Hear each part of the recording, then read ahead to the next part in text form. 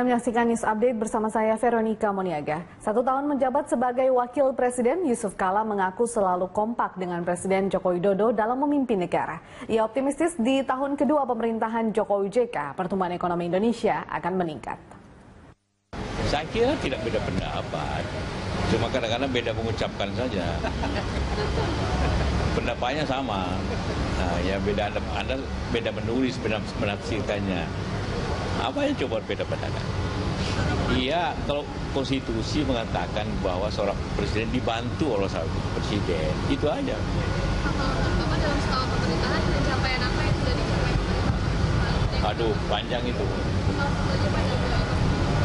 Nantilah, ujungnya kan pertumbuhan, lapangan kerja. Tapi yang dicapai tentu banyak, industri tentu ada pertambahannya, infrastruktur ada pertambahannya. Kalau di tahun berikutnya harapan besar Bapak? Iya tentu lebih meningkat, pertumbuhan lebih baik, lapangan kerja lebih banyak, industri lebih banyak, infrastruktur lebih baik.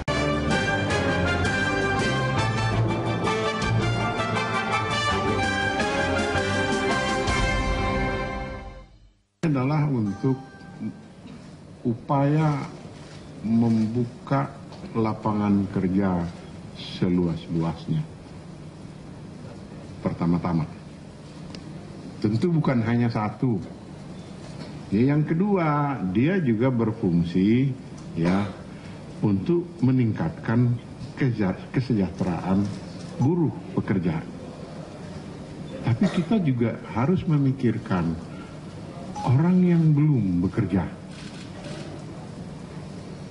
Ya, Anda mulai bisa melihat kan seperti apa konsepsi dasarnya. Jadi peningkatan kesejahteraan pekerja ya merupakan unsur berikutnya dari penetapan peraturan ini. Ya. Dan seperti disinggung tadi, semua ini sekaligus juga sebenarnya merupakan bukti kehadiran negara. Dalam apa? Ya, pertama, negara hadir dalam bentuk pemberian jaring pengaman atau safety net, ya, jaring pengaman sosial melalui kebijakan upah minimum dengan sistem formula. Kehadiran negara dalam hal ini ya, memastikan pekerja atau buruh tidak terjatuh ke dalam upah murah, tetapi kepada pengusaha juga merupakan kepastian dalam berusaha. Dengan kebijakan ini juga dipastikan upah buruh naik setiap tahun, karena ada isu naiknya 5 tahun sekali katanya. Tidak, naik setiap tahun. Ya, dengan besaran kenaikan yang terukur. Berikutnya, negara juga hadir dalam bentuk pengurangan beban pengeluaran hidup melalui kebijakan-kebijakan sosial seperti kartu pintar, kartu sehat, dan seterusnya, yang sering dilupakan seolah-olah ini hal-hal yang tidak ada hubungannya satu dengan yang lain. Ini semua berkaitan. Ya, negara hadir dalam bentuk pembinaan dan pengawasan terhadap berlangsungnya dialog sosial bipartit antara pengusaha dengan pekerja, sehingga tidak perlu harus membuang tenaga dan waktu panjang lebar setelah kita hitung melalui realisasinya.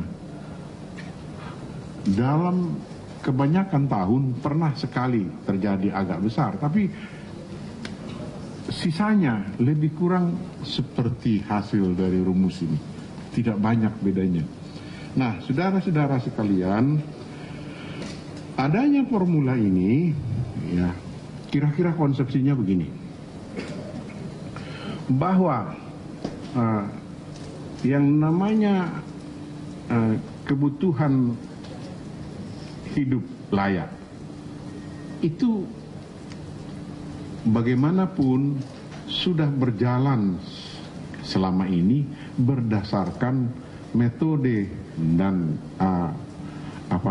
kesepakatan yang sudah ada, dan itu dipakai oleh formula ini sebagai apa? Sebagai basis bahwa upah minimum di suatu provinsi pada tahun yang berjalan itu adalah basis dasar bagi penghitungan upah untuk tahun depan yang akan berlaku segera dengan formula ini. Dia sebagai dasar, dia sebagai basis. Kenaikannya apa? Nah, jadi upah tahun depan itu yang akan ditetapkan dengan formula ini itu adalah upah minimum sekarang ditambah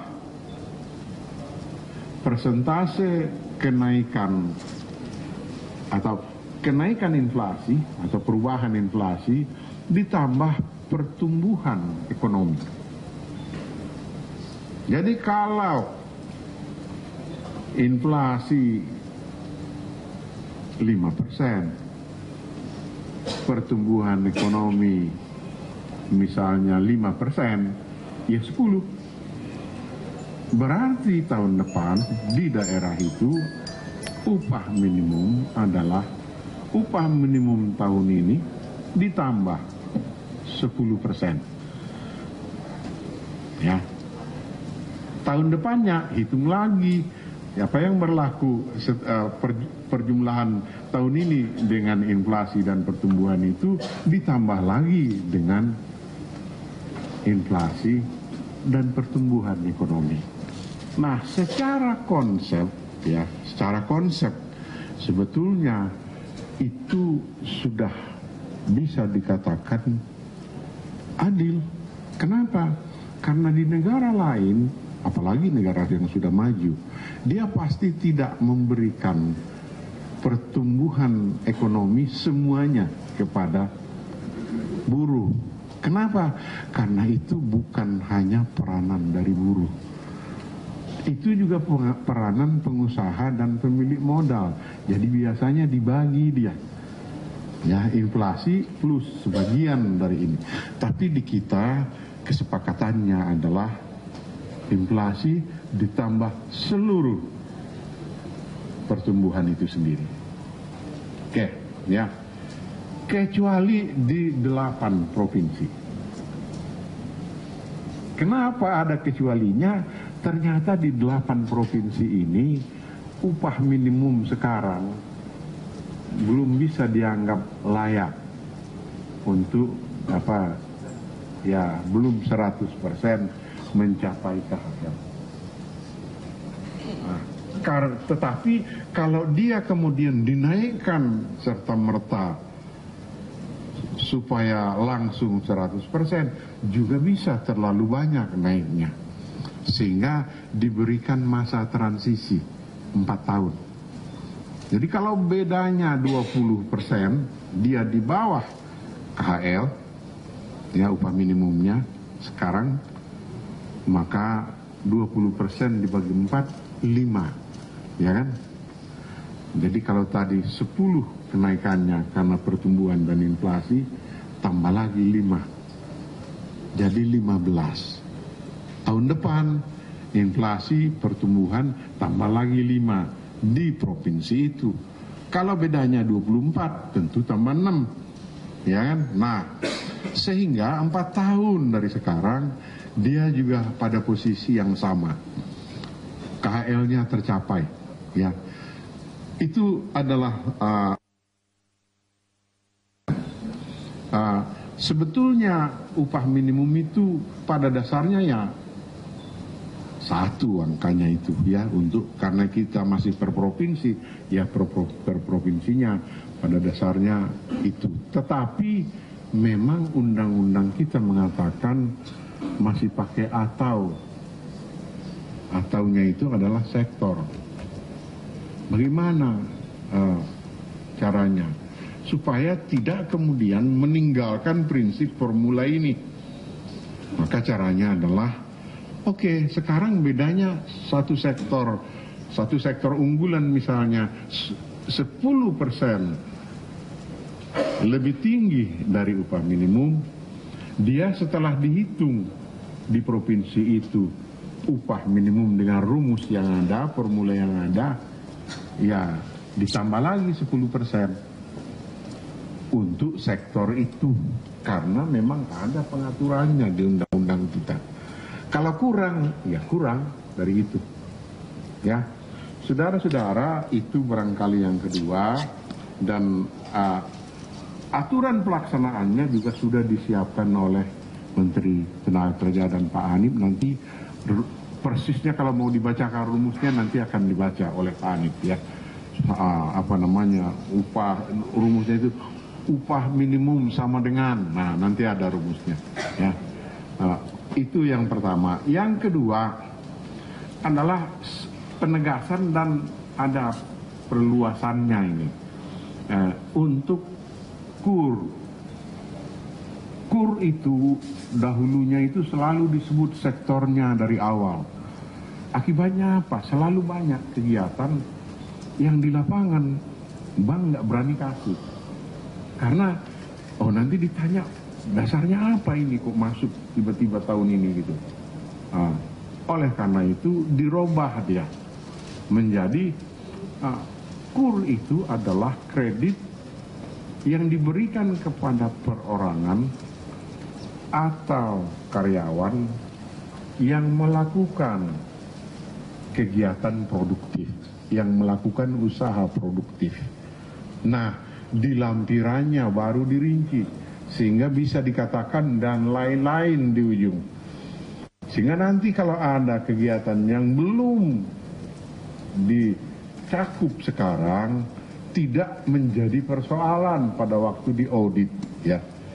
Nah, selain itu yang namanya KUR itu juga diberikan kepada bisa diberikan kepada calon tenaga kerja Indonesia yang akan bekerja di luar negeri. Ya, bagaimanapun dia perlu biaya pada tahun-tahun bulan-bulan awal buat keluarganya yang ditinggal, buat dia memulai. Yang pasti dia bisa bayar itu. Kemudian juga diberikan untuk anggota keluarga dari buruh atau karyawan yang berpenghasilan tetap dan melakukan kegiatan produktif. Jadi kalau suami dari seorang buruh ya melakukan pekerjaan yang barangkali sederhana dan sebagainya, bisa diberikan KUR. Yang penting ini kegiatan produktif, dan ini ada hubungannya dengan rumusan yang dikatakan yang penting usahanya produktif ya, dan seterusnya. Kemudian bisa juga diberikan kepada tenaga kerja Indonesia yang purna bekerja di luar negeri, kemudian buka usaha di sini. Sejalan dengan itu juga bisa diberikan kepada buruh yang PHK, kemudian buka usaha. Oke, itu yang kedua. Yang ketiga adalah mengenai lembaga pembiayaan ekspor. Ini adalah juga pengembangan lebih lanjut. Sudah pernah kita jelaskan bersama OJK dan Kementerian Keuangan bahwa LP3EI itu cukup fokus melakukan pembiayaan di UKM, usaha kecil dan menengah, yang waktu itu kita jelaskan aturan main atau prudensialnya dirubah dari aturan bank pakai KAR menjadi aturan lembaga keuangan pakai pakai gearing ratio. Supaya apa? Supaya kemampuannya meminjamkan menjadi lebih baik.